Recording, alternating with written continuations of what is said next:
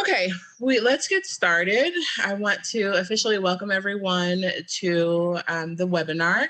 We are glad that you were able to join us, of course, and we really want to spend some time today speaking about what the end of the eviction moratorium means for Illinois Cook County.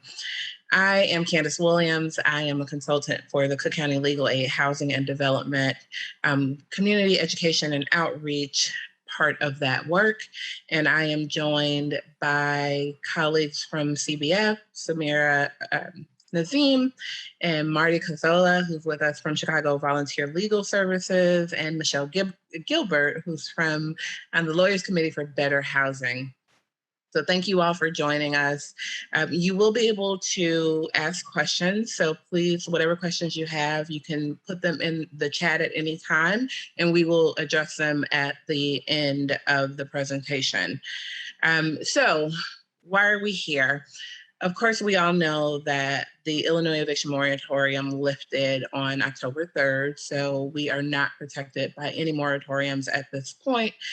And the good news is that we haven't seen a huge spike in evictions at this point, although, we're just coming off of the final moratorium being lifted. And so we're hoping that's because the resources are working and tenants and landlords are talking and working things out. But we also want to talk about what's happening if that's not happening, and how do we deal with that, and what resources are available. So there are several ways and resources that are available to help reduce the rates of eviction or potential evictions, one of which many people are very aware of is the rental assistance programs. We have programs available at the state, county, and the city levels. A second way would be through the Cook County Legal Aid for Housing and Debt. And that program is a program that provides legal assistance for both tenants and landlords pre and post court filing. So the program addresses evictions, consumer debt, and at a later point, we'll also address homeowner foreclosure and tax deed issues. But right now, the focus is on evictions and consumer debt. And again, like I mentioned, it's pre and post or pre and or post court filings that assistance is available. So those things can be anything from just general legal advice to ensuring that tenants and landlords are aware of rental assistance options, looking at settlement agreements, being referred to mediation, post-court filings. They can receive full legal representation, have voluntary case dismissals, agree upon a move-out date. And one of the biggest things that have been put into place is that assuring that tenants don't have the eviction listed on their record. So those files are sealed. I do want to note that the CLAD program, which is the acronym for the Cook County Legal Aid Housing and Debt program, is a free program. Again, it's a free program, and it's open to all Cook County residents, regardless of their income or immigration status. So that's something very important to note. I also want to briefly mention that there is an RFP that has recently been released for community education grants for the CLAD program. So if anyone works with a nonprofit organization or any type of community organization or a landlord organization that might be interested in applying to do some community education and outreach around the CLAD program, you can email CLAD Community Outreach at Gmail, CLAD, CCLAHZ, Community Outreach, all one phrase, at gmail.com. So with that, I am going to now formally introduce our panelists. We have Michelle Gilbert again, who's with the Lawyers Committee for Better Housing, and Marty Cazzola, who's with Chicago Volunteer Legal Services. Today, our speakers are really going to talk about what the end of the moratorium means for both landlords and tenants, how to get help navigating the legal problems that they're facing, and 3, the alternatives to eviction, like mediation and rental assistance, some of the things that I've mentioned. Again, I'm going to point out that if you have questions, you can throw them in the chat at any time, and we will address them at the end of the presentation. So with that, I will turn it over to Michelle. Thank you, Candace. So I'm going to share a few slides. If you have heard me talk about the eviction moratorium at all before, this presentation had a lot of slides at one point, and it's really been narrowed down as I've taken out slides as the law has changed.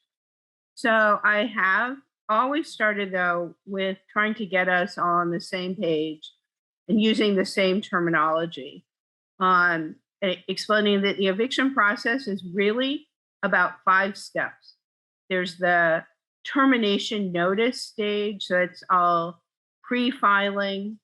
The landlord has to give the tenant a termination notice. I'm generally going to speak about things that happen here in Cook County because that's the only place I've ever practiced.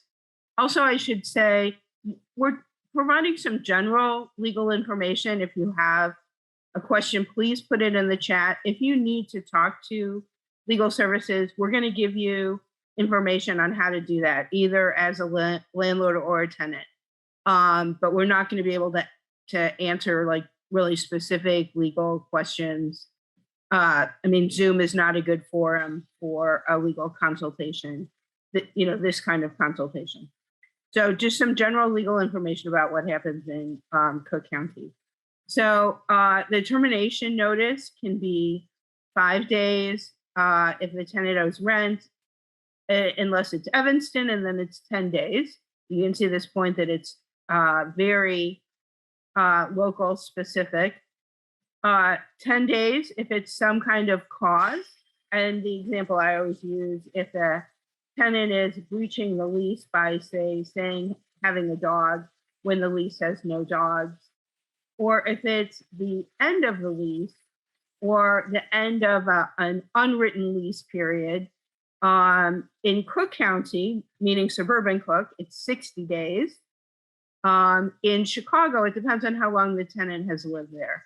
If it's less than 6 months, the notice is 30 days. If it's 6 months to 3 years, it's 60 days. And if it's more than 3 years, it's 120 days. Now that happens to be something that passed during COVID. So maybe it kind of seems COVID related, but it's not COVID related, and that's going to continue to be the law. All right, so once during that period, the tenant, during the 5-day or 10-day period, the tenant has the right to cure by paying the rent or by, finding a new home for the dog. If it is not cured, then the landlord files the case in court and has to get serviced by the sheriff. And Marty and I were kind of working on a little longer time frame that you can't fit into one PowerPoint slide. And that's something that we would be able to circulate later as well. Once there's either actual service or possibly a posting service, there are different kind of court hearings.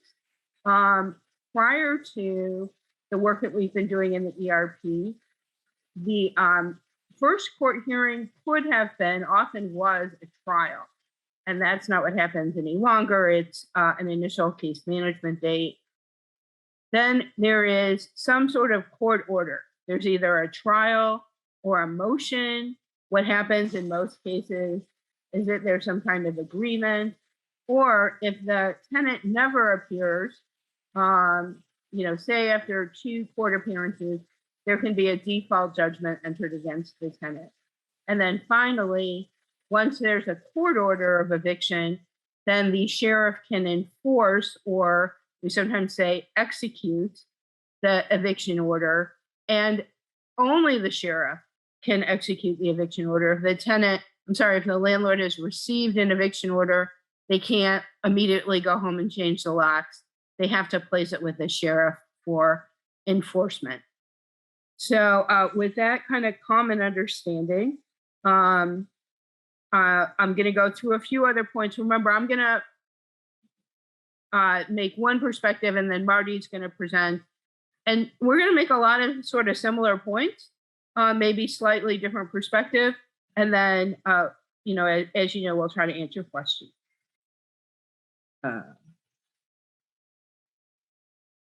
So the short answer is all Illinois eviction moratoria have ended. Now, the Illinois part is important in that sentence. You may have heard about a federal or Centers for Disease Control, CDC, moratoria, and that just never applied in Illinois. It had a specific provision that it didn't apply in states that had broader moratoria, and Illinois always did have a broader moratorium. So we never really talked about the CDC moratorium here in Illinois.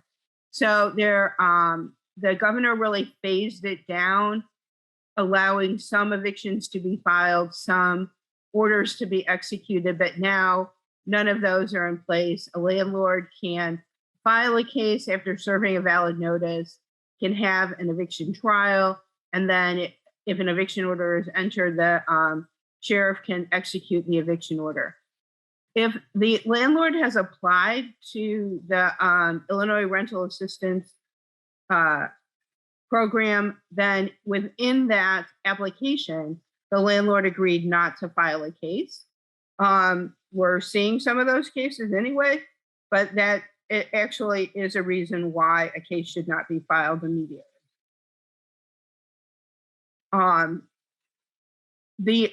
So that's the law throughout Illinois. Chicago passed what is not really a moratorium. I mean, it never really prevented filings, but it has a few provisions. So when the landlord serves the notice for non-payment, the 5-day notice, the landlord is supposed to give an additional fact sheet, and this can be found on the city's website. And yes, we'll make sure that everyone has access to the slides so that you don't have to try to copy down that web address there. Marty may have that as well. The Chicago moratorium focuses more on the landlord and the tenant working in good faith to try to work out an agreement. It does provide that that the landlord should accept rental assistance funds as part of that negotiated agreement. If you're looking at this moratorium, know that not moratorium. If you're looking at this ordinance, I seem to have that word in the slide. But if you're looking at this ordinance, it passed in July of 2020 and it was amended in July of 2021. It does require that the landlord sign up for a registry and that the landlord attest to having complied with this ordinance in filing a case. So what if someone is being evicted? A couple of things to know about eviction court right now. The initial case management, and really most proceedings, are happening by Zoom. If you know anyone who's gotten served with a summons and they need some assistance, try to help them figure out, obviously we do lots of meetings by Zoom, but it's the first time for some people. They go to court on Zoom. They can do that on their phone. I have to say I was pleasantly surprised how many people have figured out, even earlier on, how to do Zoom on their phone. If they can't access Zoom at all, there is space set aside at the Daily Center and each of the suburban courthouses where people can go. Someone from the judge's office can help them get onto Zoom. When they are there, they can ask for an ERP attorney. The case will get continued for 2 weeks. And if they hold on, they'll get another Zoom link. They'll actually be able to talk to the attorney right away. And they'll be able to be hooked up with rental assistance. Again, there are no prohibitions on enforcing or executing any eviction orders right now. Know, though, that Sheriff Dart's office has created an additional form that gets filed when the landlord takes the order to the sheriff to execute, where the landlord has to certify that they haven't received rental assistance. And that form, it can be obtained from the sheriff's website. One thing that really concerns me, it's been a very strange time. A lot of people have not really understood what the moratorium meant. I've talked to tenants who say, hey, I thought I couldn't be evicted because there was a moratorium. Like, well, it wasn't really that clear, or you needed to take some action, or you really need to go to court if you get served. And I think that there are orders out there that people are not aware of. If anyone gets any sort of court papers, if they get a letter from the sheriff's office, especially saying, there's an eviction order against you, the tenant really needs to act immediately to get to call CLAD, or to one of the other legal, they could call LCBH directly. If they call CLAD, they're going to get assigned to talk to an attorney right away. I think there are probably some orders out there that we will need to, some eviction orders that the tenants are not very familiar with, and that we will file motions either to get them more time or to get them vacated or something. So really, no one should think, oh, well, there was a moratorium, so nothing has happened. Court has been happening even though there was a moratorium. The most important thing, of course, is getting rental assistance. Really, and I have talked about this with landlords and like landlord lobbyists, as I am a tenant lobbyist. Really, landlords don't want to file evictions. They just really want to get the rent each month. There's a cost to filing, getting an attorney. It is not a fun process, and it ends up with a piece of paper and an empty apartment. And rental assistance is really not about, here, let's give tenants some money. Nearly all of the rental assistance payments are written as a check or a funds transfer to the landlord, not to the tenant. There are some exceptions, but and that's really, it's not about like a handout to tenants. It's about the real estate market, and it's about protecting our communities. As much as I want tenants not to get evicted, I don't want them to have debt that's going to impact their ability to buy a house in the future. I also don't want landlords to lose $18,000. I want them to have that money to keep their properties, keep taking care of them, keep that money within the community. So very specific information. I know that I saw already Samira's put some information in the chat.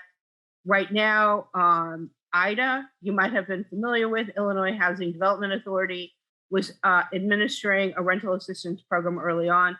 That portal has closed. Illinois Department of Human Services has rental assistance, and that's very community-based. Somebody can call on a telephone and talk to someone. Any Chicagoans can call 311 and ask for short-term help for housing, get hooked up to rental assistance. Our office, you can call LCBH directly. For Chicagoans, we're administering 3 different lines of rental assistance. Again, it's done without regard to immigration, citizenship status. Those questions aren't even asked. If somebody applied before and say they were denied because they had a housing subsidy or because they couldn't pull all the documents together, there's no problem applying again. And much has been learned about how to administer rental assistance. For example, if a tenant qualifies for certain public benefits programs, like they get SNAP, or if you're my age, what you used to call food stamps, they know that they've met that income qualification, and they're not going to have to go try to find their, old tax returns or something. So a lot has been learned. The process has been simplified as different programs have run it.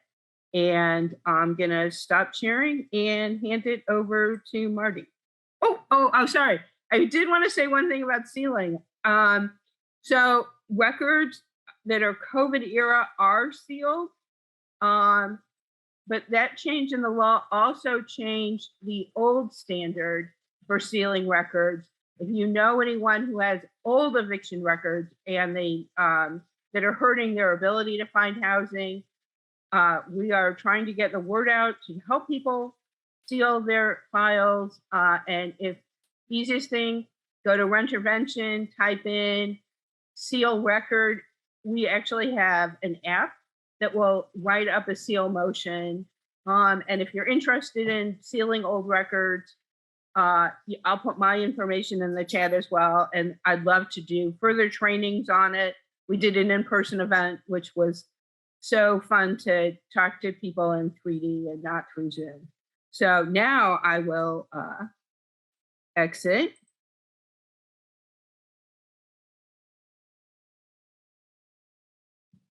And hand it over to Marty.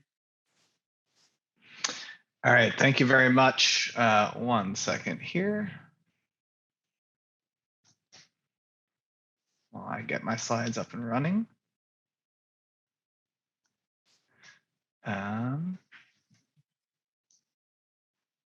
Swap those two, and how do I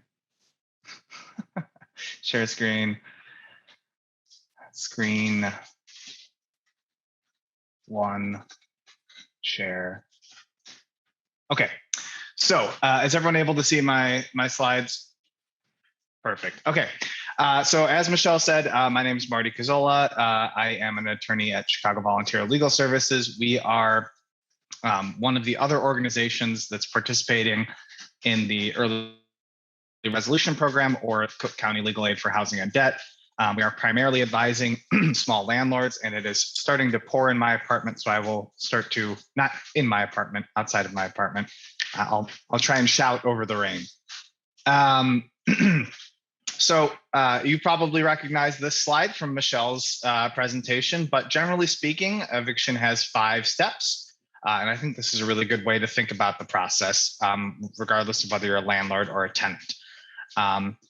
There's the termination notice, there's the filing of the actual court case, there's the kind of initial proceedings in court and the trial, which usually results in either an eviction order or a dismissal order.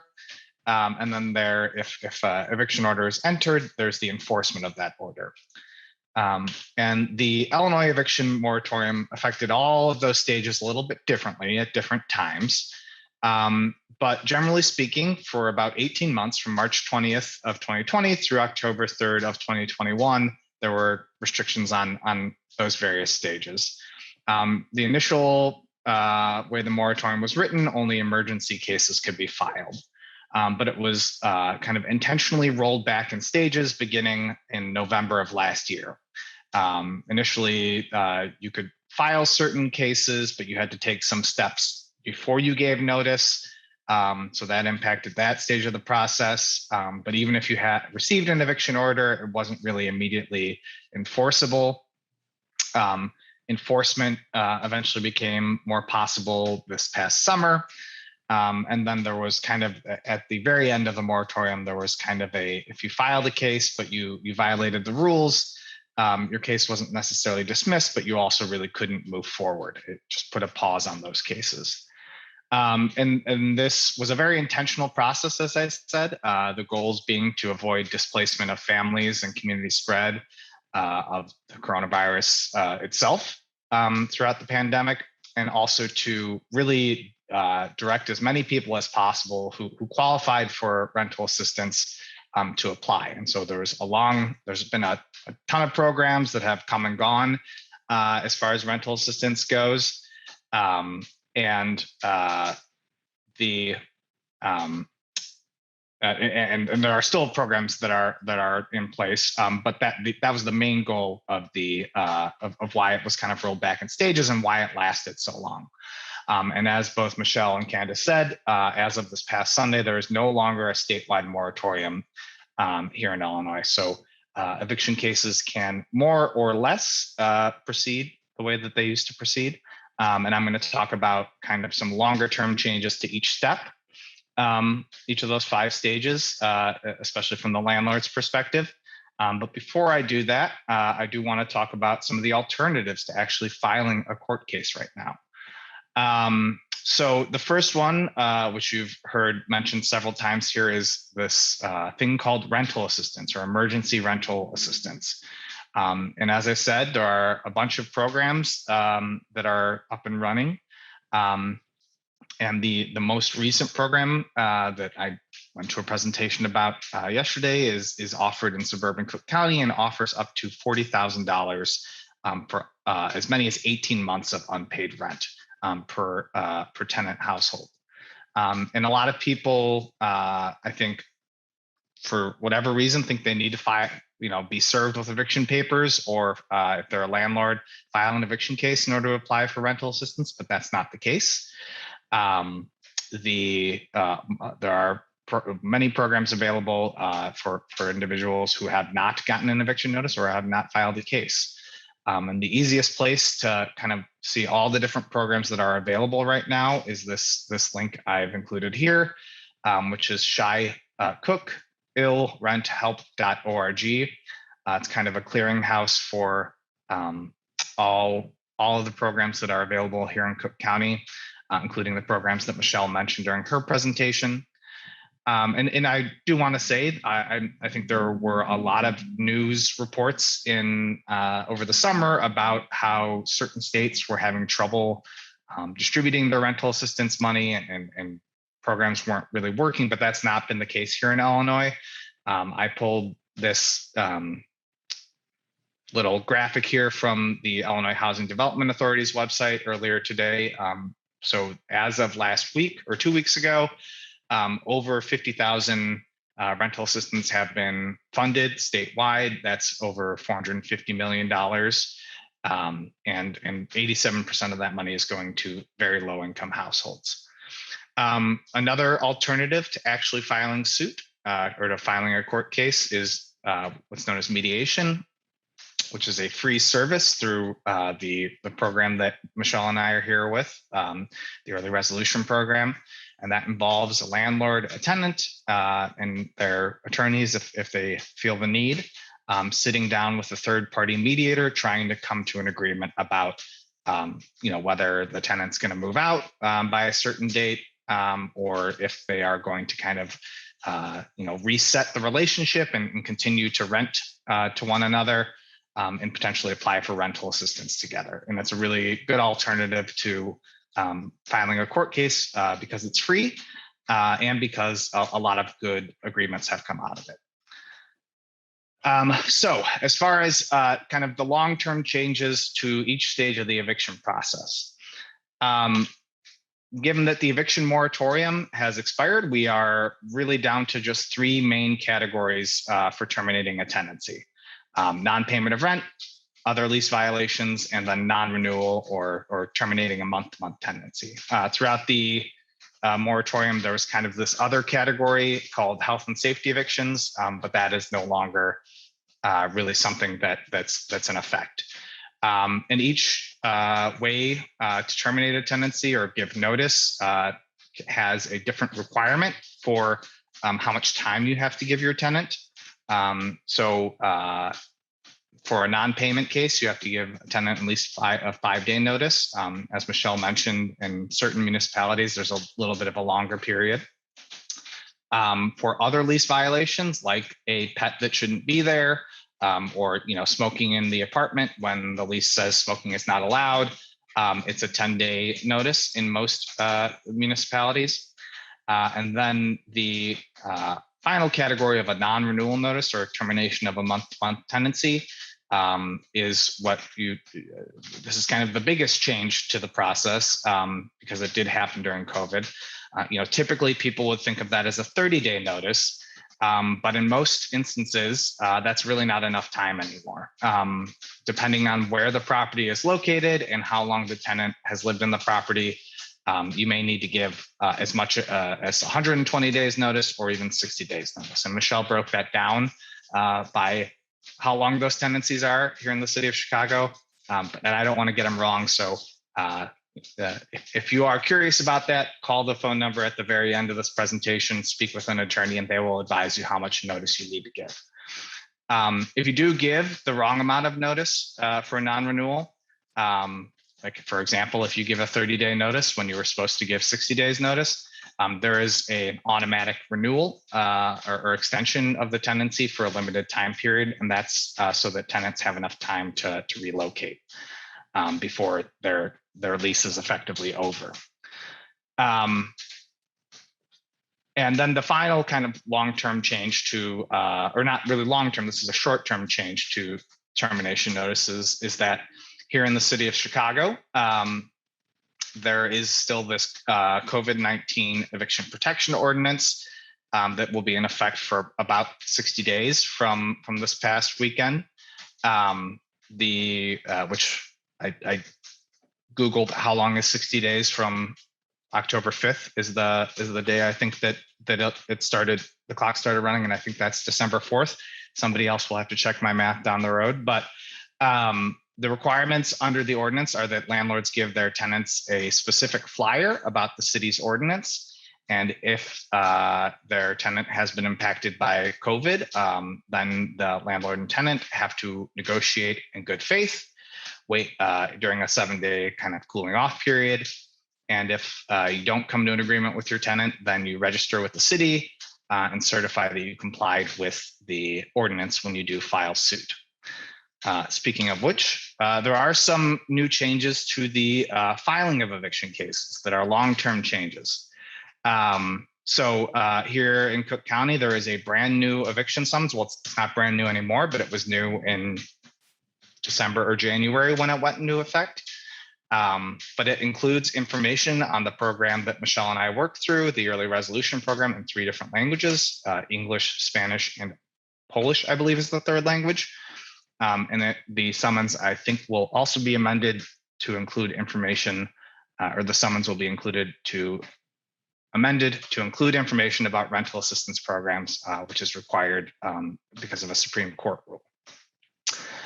In addition, as I just mentioned in the last slide, the city's COVID-19 eviction protection ordinance requires landlords who have negotiated with their tenants and registered with the city, requires that they certify that they've done all that and include that proof when they file the court case. The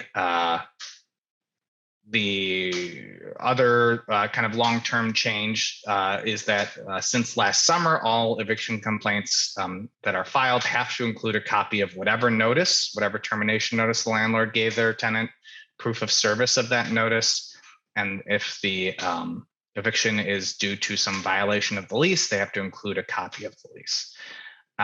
If you, as a landlord, have given a notice and then turns out that's the only copy you had of that notice and you gave it to your tenant, there's an affidavit that the Illinois Supreme Court has created so that you can fill out and say, I gave this notice on this date, but that was the only copy I had. And you're required to include that sort of affidavit if you cannot find one of the required documents. Some other things to note about filing is that, as Michelle said, some of the rental assistance programs do include, or I think all of the rental assistance programs include a promise of some sort by landlords not to file a court case during the time period that's covered by rental assistance. And this is not really a long-term change. It's something that's been in effect for for 2 or 3 years here in Cook County, but electronic filing is the default rule, meaning that especially when there's a global pandemic going on, you can and should file your court case from home if you're able. And if you're not able to do that, there are alternatives that call that phone number at the very end of this presentation and you'll get help learning more about those alternatives. There are also have been some changes to the court process itself. The first time you're going to be in court for an eviction case is not going to be the trial. It'll be kind of a status or an initial case management for the parties to talk with the judge. And for anyone who's unrepresented, that's an opportunity to get routed to the early resolution program and speak with an attorney. So both landlords and tenants can participate in the early resolution program and speak with an attorney, get legal advice. You can also apply for rental assistance or get help applying for rental assistance through the early resolution program. And some of the programs that are available right now do allow for landlords to begin the application process. And through the early resolution program, you can also get plugged into mediation and kind of have a hash out your differences with your tenant without the judge kind of being there to tell you who's right and who's wrong. The important thing to know is that as of right now, court is still being done via Zoom, just like this presentation. And the early resolution program is available exclusively through Zoom. And even though we are in the middle of a pandemic and it's being done via Zoom, everyone in court is held to the same standard. And that's the standard that attorneys are held to. So if you're unrepresented, you will be asked to behave in the same way an attorney would behave. The other thing to know, just kind of long term, is that under both the new Cook County Residential Landlord Tenant Ordinance and some changes to the Chicago Ordinance, if a tenant is, and there's more specifics to this than I've kind of put in here, but if a tenant does pay off the amount that's owed before an eviction order is entered, that will mean that the court case can be will be dismissed. And that's, I believe, a one-time only thing in most situations. Michelle's nodding her head, so that's helpful.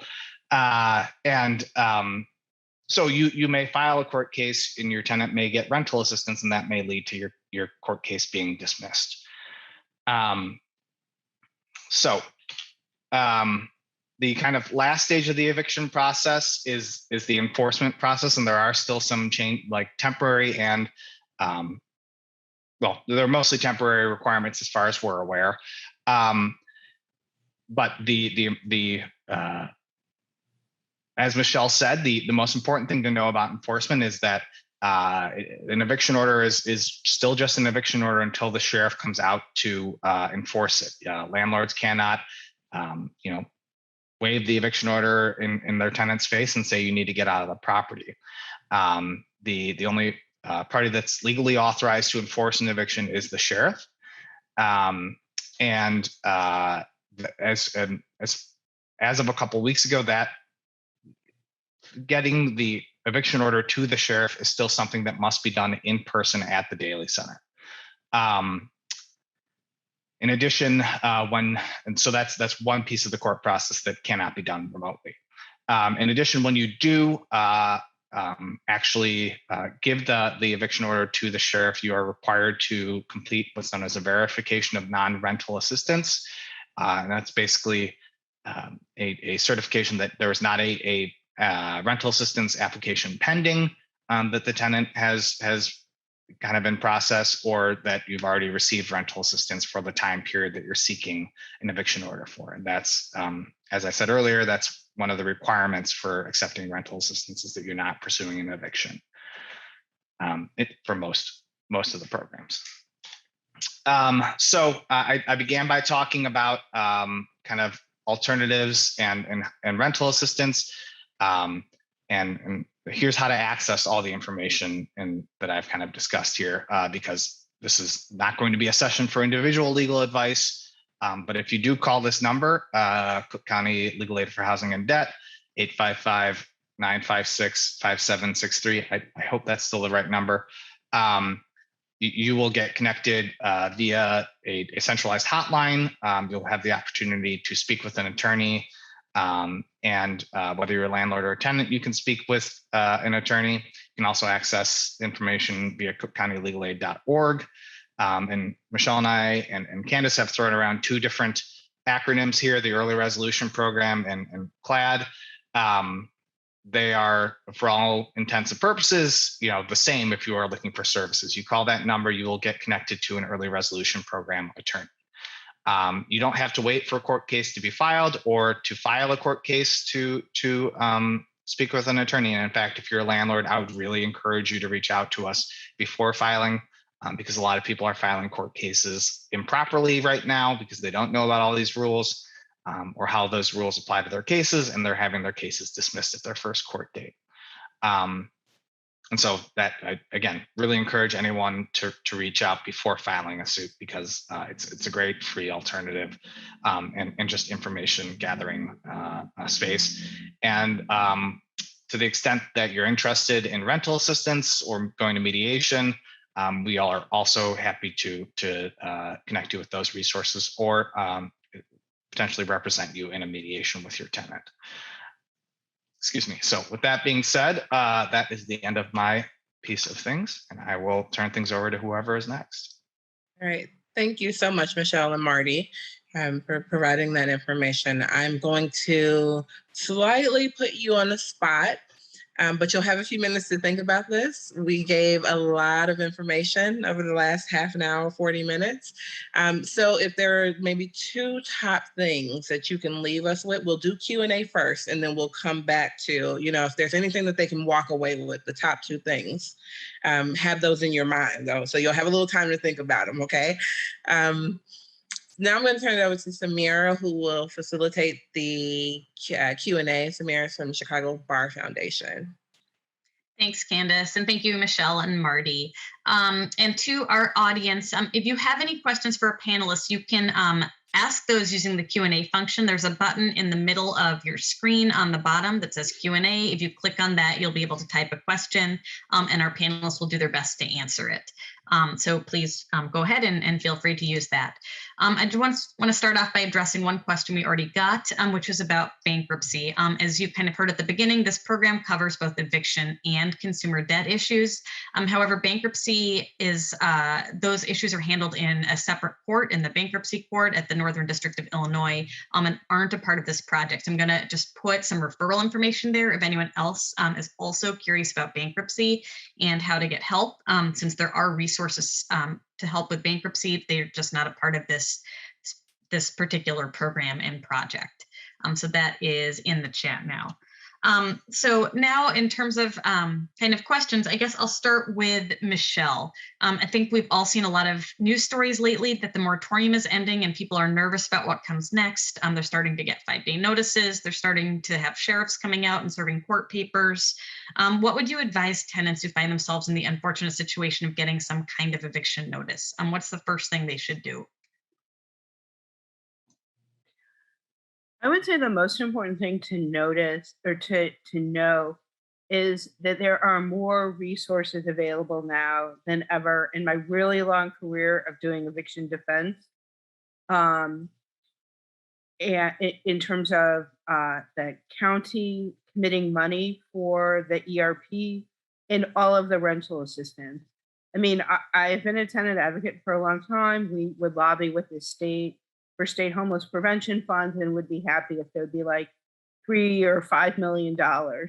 And there's $2 billion in rental assistance available in the state of Illinois.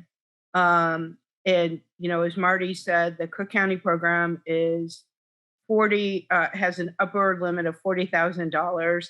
Treasury has extended it now to 18 months. We know that some people haven't bounced back. Chicago's a big convention town. Some industries bounce back faster than others. And if you're in that situation, you're not alone, and there are resources available. When you get that summons, it's required to have the ERP information on it.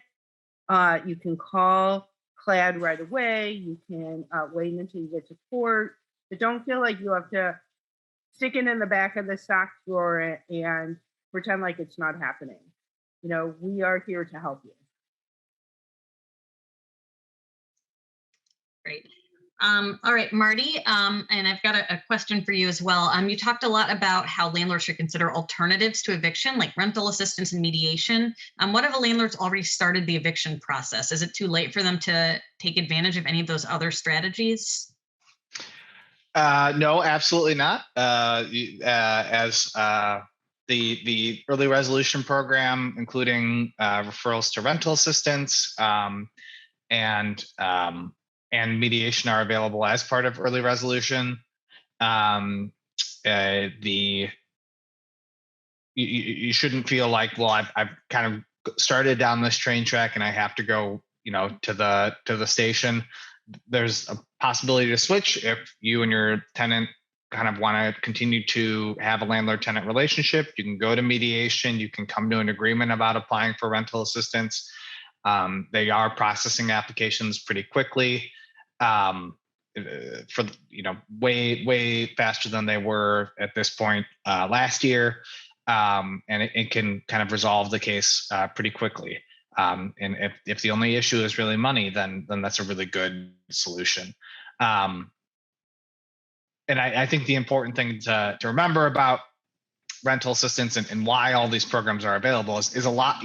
We are 18 months into this, and a lot of people are in the position they are in financially, not through any fault of their own, but because we as a society decided, we need to do everything we can to keep people from spreading this disease. And so that's why there's all this rental assistance available. And we really want people to apply for it, because people shouldn't be homeless. People shouldn't be out $20,000, $30,000, $40,000 in rent just because this global health crisis came here to Illinois. So that's really why, even though we're assisting landlords and a lot of people really want to move forward with cases, we say, think about rental assistance. And at the end of the day, a lot of people do end up applying, and they're happy because of it. Thanks. Michelle, you had talked a bit about sealing and how important that is and how tenants can get help sealing records. And we also have a question from kind of the landlord perspective about how you would advise them to do a good job of screening tenants with kind of that new law in place. And Marty, you may also want to weigh in on this as well, but how would you advise kind of landlords to make sure they're setting their future tenants up for success with kind of some of these limitations that are now in place? Oh, Michelle, you're muted. You would think 19 months I would have figured it out. But I had to mute myself because the dog was playing in the background. So the most important thing that I would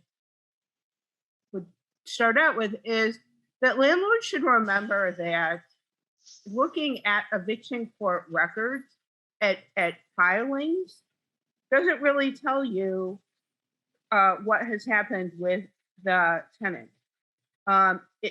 Anyone can file a case. The LCPH has an eviction data portal where we have analyzed the last 10 years of eviction records in Chicago, not just to figure out what neighborhoods evictions happen most often, but to also figure out what happens in eviction cases. 40% of evictions do not result in judgments against tenants.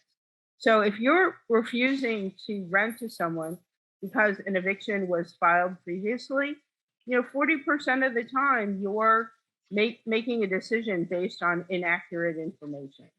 So, under the sealing provision, it does presumptively seal files, but if the judge finds against the tenant, the landlord can ask for the file to be unsealed.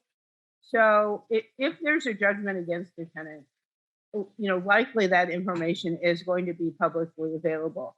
And that's what you need to know, the judgment, not just the filing. And I think the other thing that's important is, I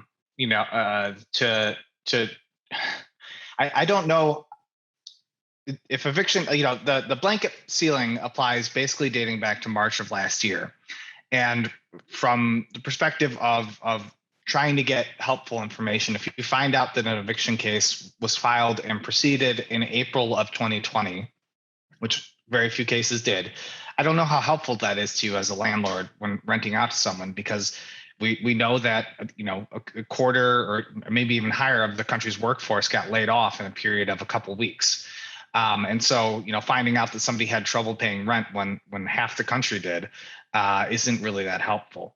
I don't think that there's any prohibition under the new law of reaching out and having a phone call with a past landlord, which would probably be way more constructive as far as how is this person it was as a tenant, because somebody's ability to pay rent because they lost their job due to COVID isn't really doesn't really have any bearing on how they would be as a tenant. It really just tells you that they worked in a job that was on the front lines and probably got laid off. So I think that's one alternative I would suggest.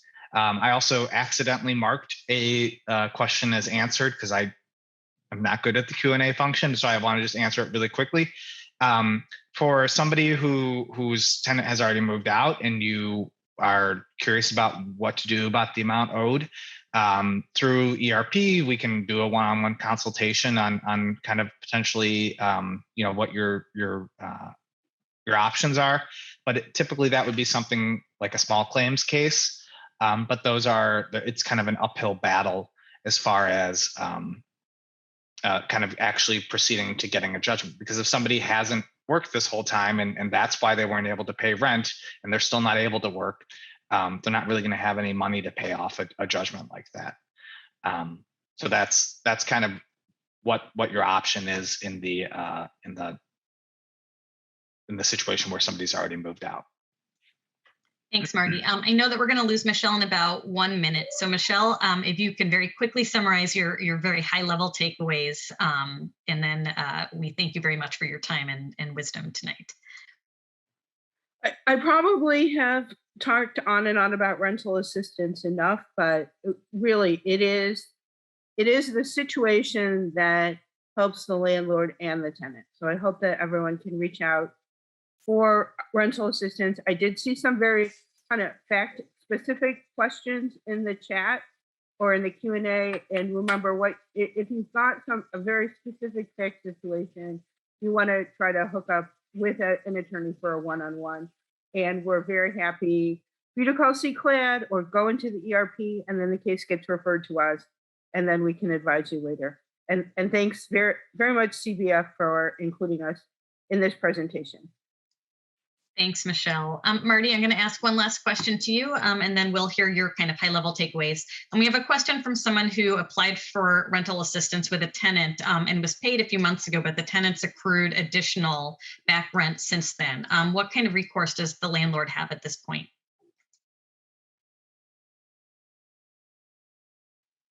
So I learned the hard way today that the button on my headphones that used to unmute me is now kicking me out of Zoom. I got to figure out. That was slightly terrifying. So there are new rental assistance programs that are coming online that should cover months that weren't previously covered, because this is the third round of funding that's finally that has trickled down from the federal government and is now available for rental assistance. And if you and your tenant aren't going to apply for that and you decide to kind of proceed with the eviction process, the procedure is more or less the same as it was before. You got to give notice, file the court case, and throughout that entire court case process, your tenant could still potentially apply for rental assistance, and that would be a potential resolution to the issue.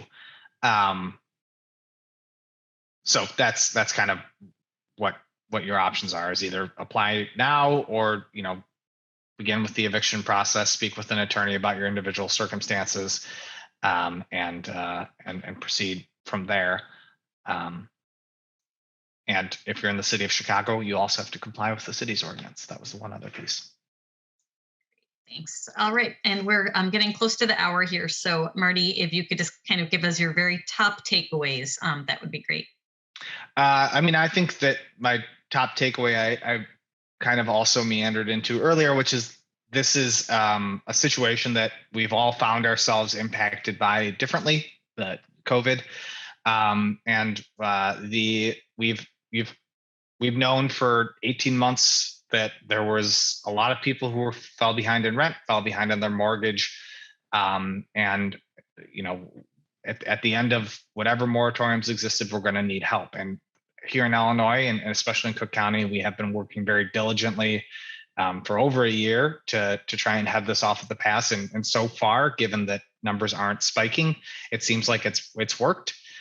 So apply for rental assistance, look into mediation if you want something beyond just money, and yeah, that's, I think, the biggest takeaway. And Michelle mentioned this to somebody who asked about foreclosure assistance, but there is going to be money that's available. Like if you are a landlord who has somebody living upstairs who's your tenant, you're in a 2-flat. I don't know why I couldn't think of that term. I'm staring at a million of them out my window. In addition to potentially getting rental assistance to help that tenant come current, there is going to be assistance that's available to help avoid foreclosure through the same program, CLAD. Great, thanks. So I'm just going to put the information one more time in the chat for accessing CLAD, but we encourage folks to reach out. Again, it's really never too late to reach out. Earlier is always better, but even if you've already gotten a case, even if you've already missed a court date and you want to understand what your options are, you can call this hotline. You can speak with an attorney for free. There are no income requirements. There are no citizenship limitations. We're able to provide services in any language using a phone interpretation service. So we really encourage everyone, plaintiffs and defendants, to reach out and understand their rights and their options so that we can work together and find the best possible resolution for everyone in our community. So thank you to everyone for joining us today, and we welcome your questions, so please feel free to reach out to me or any of the presenters if you have additional questions afterwards. Thank you and have a good night.